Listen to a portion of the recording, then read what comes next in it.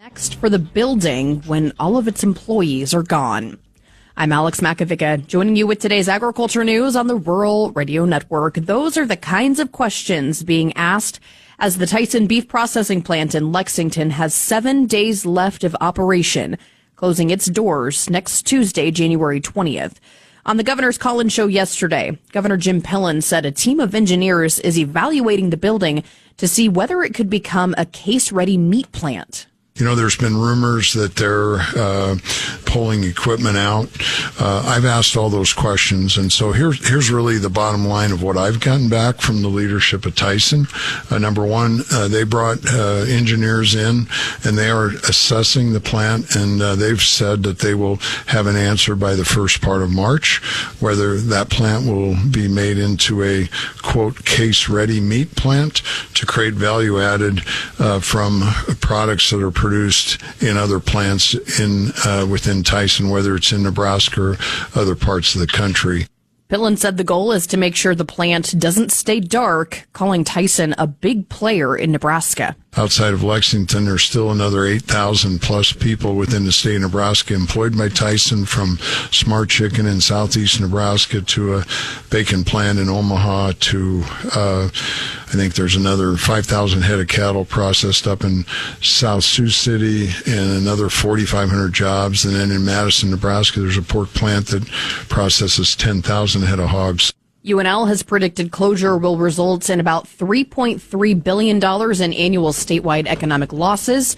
That analysis projects more than 7,000 jobs lost statewide, including over 3,000 plant positions. You're listening to the Rural Radio Network. At Channel, we always show up for our farmers. Is that tar spot or rust? Incoming! Definitely rust. Rick, how did you? Dropping in to check on your crop, Bill. Let's call your agronomist before that rust can hurt your yield. That sounds great, but when did you learn to skydive? Self-taught, Bill. Kind of a prodigy. From personalized insights to year-round support, Channel Seed Pros always show up. Visit channel.com to learn more. Channel, all in, all season. Read and follow pesticide label directions, grain marketing, and other stewardship practices. Some corn and soybean fungicides out there talk a big game. But if you're paying premium prices for not-so-premium results, it's time to get your money's worth with Miravis Neo. With exclusive Adepidin technology, health-boosting benefits that keep crops cleaner and greener, and proven bushel bumps that out-yield the other guys, it's easy to see which fungicide gets you the most bang for your buck. Ask your retailer for Miravis Neo, the premium fungicide that performs. Always read and follow label instructions.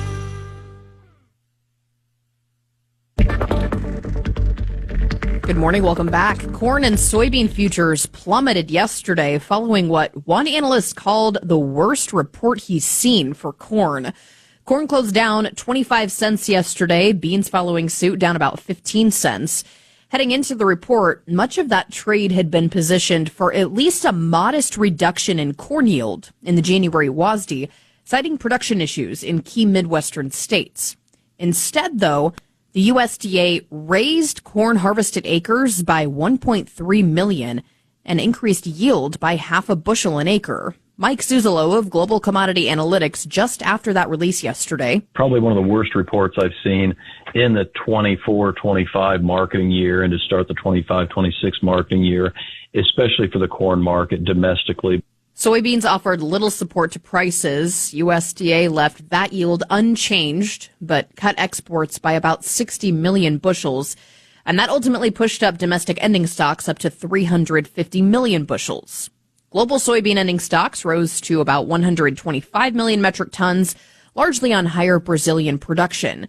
Zuzolo said the combination of higher harvested acres and a record yield was difficult to reconcile with both field-level reports and historical statistical patterns. This is, to me, a historic move in terms of bigger harvested acres, even bigger than planted acres, and a new record high yield. Grain trade has come off its lows of the day yesterday. Overnight, corn trading about 2 to 3 cents lower, beans now 5 to 6 lower, and the wheat pits 2 to 3 cents lower. Livestock trade, though, friendly yesterday. Live cattle ending up 50 to $1.50 higher, and feeders up about $1.30 to $1.40. From inside the Nebraska Soybean Board studios, brought to you by Nebraska soybean farmers and their checkoff. This is the Rural Radio Network.